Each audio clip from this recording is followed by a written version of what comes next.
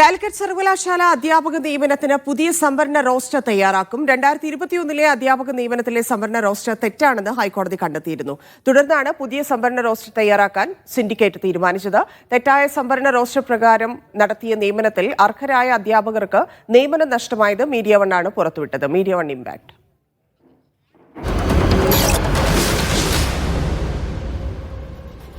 സലാം മുഹമ്മദ് ചേരുന്നുണ്ട്. സലാം, എന്താണ് തീരുമാനം?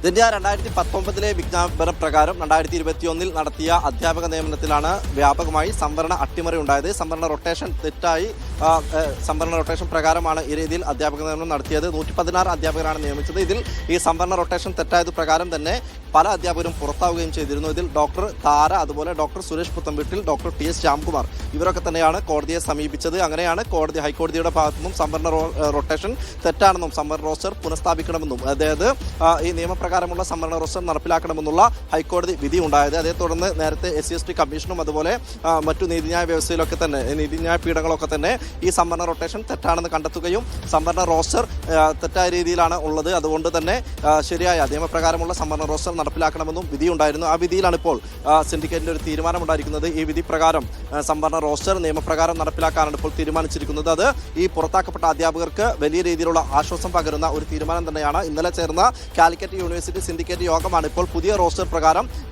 ഈ നിയമനം നടത്താനുള്ള ഒരു തീരുമാനത്തിലേക്ക് എത്തിയിരിക്കുന്നത്. ഇനി ഒരു പുതിയ റോസ്റ്റർ, അതായത് നിയമപ്രകാരമുള്ള റോസ്റ്റർ തയ്യാറാക്കുന്നതോടുകൂടി പുറത്താക്കപ്പെട്ട അധ്യാപകർക്ക് കൂടി ജോലി ലഭിക്കുന്ന, അല്ലെങ്കിൽ അവർക്ക് കൂടി നിയമനം ലഭിക്കുന്ന ഒരു സാധ്യതയിലേക്കാണ് കാര്യങ്ങൾ പോകുന്നത്. ഈ വാർത്ത, അതായത് ഈ വിജ്ഞാപനം 2019 വിജ്ഞാപന പ്രകാരം സംവരണ റോസ്റ്റർ തെറ്റായതുകൊണ്ട് തന്നെ പുറത്താക്കപ്പെട്ട അധ്യാപകരുടെ കാര്യം മീഡിയ വണ്ണാണ് പുറത്തുവിട്ടത്. ആ വാർത്തയിലാണ് ഇപ്പോൾ സിൻഡിക്കേറ്റ് ഒരു അനുകൂല തീരുമാനം, അതായത് ഈ റോസ്റ്റർ നിയമപ്രകാരം തയ്യാറാക്കുകയും പിന്നീട് ഈ റോസ്റ്റർ പ്രകാരം അധ്യാപക നിയമനം നടത്താനും ഇപ്പോൾ സിൻഡിക്കേറ്റ് തീരുമാനിച്ചിരിക്കുന്നത്. ധന്യവാദം.